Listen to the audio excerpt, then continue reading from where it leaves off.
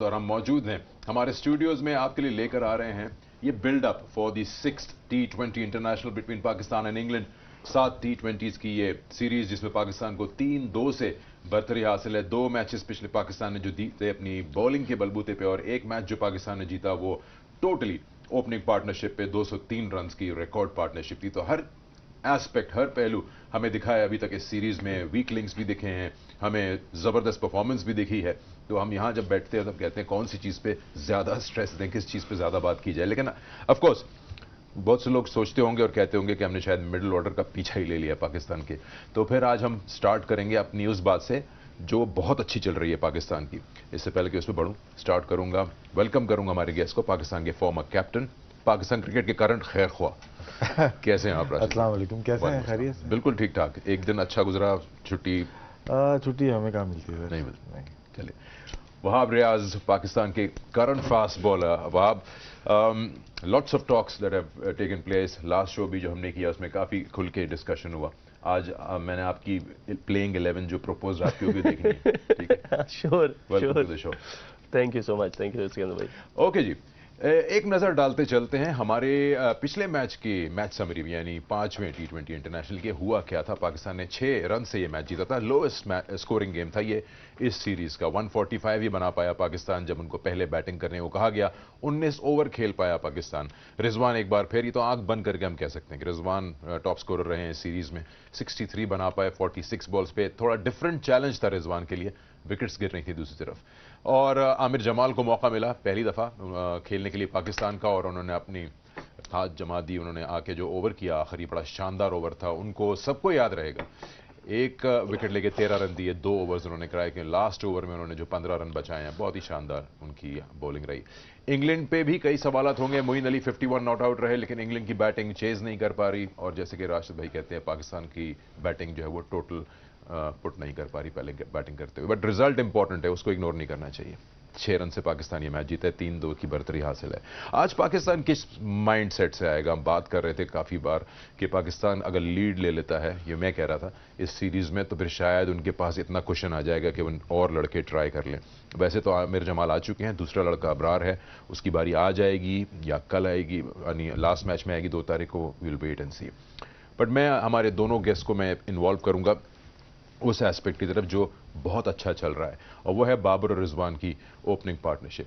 और जिस तरह से वो पाकिस्तान की ऑलमोस्ट 50 से ज़्यादा % स्कोरिंग कर रहे हैं, I think it's been brilliant run. और ये सिर्फ इस सीरीज़ का नहीं है, आई थिंक ये बहुत पहले से हम देख रहे हैं। एशिया कप में भी देखा, टूर्स में भी हमने देखा। इन दोनों की परफॉर्मेंस आपके सामने स्क्रीन पर मौजूद है, और ये परफॉर्मेंसेज हैं बाय मैच रिजल्ट। तो इनके रन्स ऐसे हैं। ओवरऑल हम बात कर रहे हैं T20 की, मोहम्मद रिजवान के 1600 प्लस और बाबर के 2094। लेकिन आप जो सबसे इंपॉर्टेंट चीज़ें मैं दिखाना चाह रहा हूं वो है 49.82% टीम के रन्स इन दोनों के हैं, which is almost 50%, which tells you that combined ये दोनों 50% स्कोरिंग कर रहे हैं, और बाकी के सारे जो हैं वो मिलके 50% कर रहे हैं। ये फिर तो हम गलत बात कर रहे हैं मिडिल ऑर्डर पे। हाँ, क्यों? क्योंकि 50% ये कर रहे हैं। 50% सारे यही कर रहे हैं ना। 50% ज्यादा बॉलिंग भी यही कर रहे हैं। सबसे अच्छा जो मिसाल रिजवान ने अकेले ने दे दी लास्ट मैच, 2 मैचेस में देखें। एक में पाकिस्तान ने 166 किया, चेज करने के लिए दिया उनको। लोएस्ट टोटल था जो कि डिफेंड किया गया, कराची में किया, और उसमें 88 रन बनाए। 50% रन तो खेले ही उन्होंने कर दिए। फिर पिछले मैच में अगर लाहौर में देखें 145 टोटल, 63 उन्होंने किए, तो उसमें भी काफ़ी कंट्रीब्यूशन उन्हीं की अकेले की रही। और दोनों लो स्कोरिंग मैच पे पाकिस्तान मैच जीता। देखिए, हम लोग स्ट्राइक रेट की बात करते हैं हर जगह, ठीक है, ज़्यादा होना चाहिए, देखने में ज़्यादा होना चाहिए, लेकिन हम भूल जाते हैं कि खेल कहाँ पे रहे हैं। मोस्टली हम लोग सब कॉन्टिनेंट में यहाँ के प्लेयर हैं। मैं अभी चेक कर रहा हूँ, दूसरे प्लेयर्स का भी देखना पड़ता है, तो जो इंग्लैंड में खेलता है उसका स्ट्राइक रेट ज़्यादा होता है, 140, 45 प्लस 150 तक में भी होता है। लेकिन जैसे ही सब कॉन्टिनेंट के प्लेयर आते हैं या वो लोग यहाँ पे खेलने आते हैं, तो फ़र्क आ जाता है उसमें। तो हमें ये डिबेट शायद इतनी ज़्यादा नहीं करनी चाहिए, ओवरडोज हो जाती है ये ना। वो जितवाए जा रहे हैं, हम बहस किए जा रहे हैं। ये एक कंसर्न है जो हम शो के आगे भी जाके देखेंगे। बहुत सारी चीज़ें हमें मालूम चलेंगी कि यार किस तरह से PSL में जो बाहर के प्लेयर्स आते हैं उनका क्या स्ट्राइक रेट है, वो किस तरह से खेलते हैं। लेकिन इन दोनों के कंट्रीब्यूशन नज़र आ रहा है। जिस तरह से ये सीरीज खेली है, बाबर थोड़ा सा कुछ मैचेस में डाउन नजर आए, लेकिन एक ऐसा मैच जिताया उन्होंने जो कि सेंचुरी की, वो भी एक ज़बरदस्त मैच था, लेकिन इन दोनों की कंट्रीब्यूशन बहुत ज़्यादा है। तो इनकी जो परफॉर्मेंसेज ओवरऑल रही हैं, ना सिर्फ इस सीरीज़ है बल्कि हम रीसेंट मैचेस की बात करें तो जैसे मैंने जिक्र किया, एशिया कप हो या डिफरेंट सीरीज़ हो, उसमें रिजवान और बाबर ने अक्रॉस फॉर्मेट्स जो है बड़ी उम्दा परफॉर्मेंस दी है। Rizwan of course longer format में नीचे खेलते हैं, बट वाइट बॉल की जब बात करें तो बड़ी उम्दा परफॉर्मेंसेज रही हैं। T20 में रिजवान की alone performances according to match result अगर हम देखें तो ऑब्वियसली वो नंबर्स भी अपनी मिसाल आप हैं, वो खुद ही आपको बता देते हैं कि पाकिस्तान मैचेस कितने जीता है जब रिजवान ने रन बनाए हैं 1682 और सिर्फ 545 रन है जब पाकिस्तान हारा है। इसका मतलब जब ये परफॉर्म नहीं कर रहे हैं तो पाकिस्तान की फेवर में रिजल्ट भी नहीं आ रहे। बिल्कुल देखें, रिजवान स्पेसिफिकली जितने पिछले 2 सालों में इन्होंने जिस तरीके से अपनी क्रिकेट को और अपनी बैटिंग को जो है उसको, जो अपनी कैपेबिलिटी है उसको जो इन्हेंस किया और जो स्किल्स शो किया, आई थिंक इसकी मेहनत है। हमने हमेशा देखा रिजवान को, मैंने देखा है कि वो मेहनत करता है। शुरू में जब वो डाउन दी ऑर्डर बैटिंग करता था, इवन PSL वगैरह में भी या डोमेस्टिक में, तो वो इतना ज़्यादा कामयाब नहीं था, लेकिन जब इसको मौका मिला ओपन करने का T20 में, तो आई थिंक वो लास्ट मैच जो 2020 में इन्होंने न्यूजीलैंड के खिलाफ हमें जितवाया था 70 ऑड रन करके, और उसके बाद से ही नेवर लुक बैक। सो देखें, एक प्लेयर अच्छा है जिसको ये पता चल रहा है कि उसकी कैपेबिलिटी क्या है या उसकी कैपेसिटी क्या है या वो किधर परफॉर्म कर सकता है। अगर वो उस चीज़ को समझ जाए कि उसका वेपन क्या है और उस पर फिर मेहनत करे, तो आई थिंक वो नतीजा हमारे सामने है। ये जिस तरीके से खेलता रिजवान, हाँ कभी कभी मेरी ये फीलिंग है कि कभी कभी ही is very slow, probably batting first और batting second, but the result matters.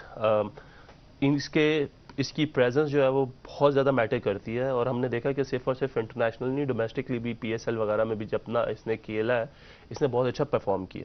सो बात करना है ऐसे प्लेयर के ऊपर, आई थिंक वो उस तरीके से जिस तरह राशिद भाई ने कहा, हमें ज़्यादा रन स्ट्राइक रेट पे बात नहीं करनी चाहिए। बात सिर्फ तब ज़्यादा होती है जब हम देखते हैं कि मैच हमारे हाथ से निकल जाता है, जब फिनिश नहीं होता।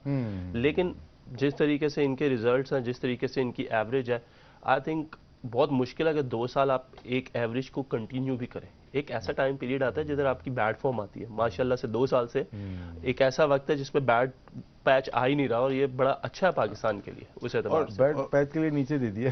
हाँ, नीचे। अच्छा, इसमें एक और इम्पोर्टेंट चीज़ है, जैसे न्यूजीलैंड से स्टार्ट किया जो हमें याद पड़ता है, डिफरेंट पिचेस, डिफरेंट जगहों पे डिफरेंट कंडीशंस पे रिजवान परफॉर्म करते हैं। UAE के अलग है, पाकिस्तान में आके अलग है, और अलग अलग ऑपोजिशंस भी है। रिजवान की मैं अगर बात करूं तो हमारे एक्सपर्ट्स कई बार different experts on different channels बात करते हैं कि हम देखते भी हैं प्रेडोमिनेटली ऑन साइड पे ज़्यादा प्रेफर करते हैं, ज़्यादा रन उनके वहाँ पे हैं। क्या वजह है कि इंटरनेशनल लेवल के जो बॉलर्स हैं डिफरेंट कंट्रीज़ के, वो इनके अगेंस्ट जो प्लान बना रहे हैं वो कामयाब क्यों नहीं हो रहा? अगर कोई एक पर्टिकुलर बैट्समैन, और मैं दिखाऊंगा भी आपको इनकी बैटिंग साथ साथ जो 63 इनका ये है कि ना, ये स्वीप हर बॉल पे स्वीप के माइंड में होता है इनकी ना, स्वीप मारेंगे। ये इनकी जो इनिशियल मूवमेंट है उसके बाद सर को नीचे लेके आते हैं, पाँव में जाना है, ये सीधी मार दी इन्होंने। लेकिन इनका जो इंटेंट होती है वो स्क्वायर ऑफ द विकेट की तरफ होती है। ये देखिए इन्होंने ये भी मारी शॉट, और मोस्टली इनका छोटे पाँव हैं और विकेट कीपर स्वीप मारते हैं ज़्यादा, लेकिन ये कुछ ज़्यादा ही मारते हैं। और इतनी पक्की शॉट कर ली है इन्होंने कि ये यहाँ पे बहुत रेयर देखा है कि मिस होती है बॉल।